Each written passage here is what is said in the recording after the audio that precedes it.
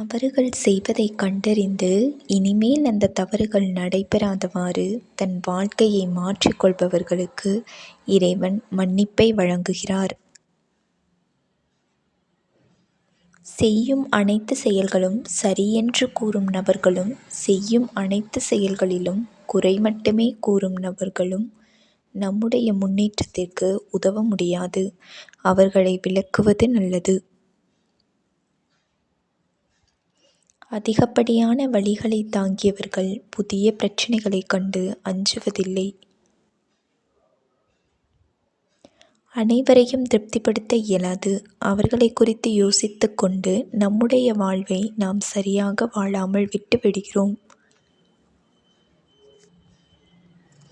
வலிமையானவர்கள் தங்களுடைய உடலை பற்றியும் மனதை பற்றியுமான புரிதலை பெற்று அவற்றை அவர்களின் கட்டுப்பாட்டில் வைக்கிறார்கள். இந்த வீடியோ பிடித்திருந்தால் லைக் செய்யவும், இது போன்ற வீடியோக்களை காண சப்ஸ்கிரைப் செய்யவும். நன்றி.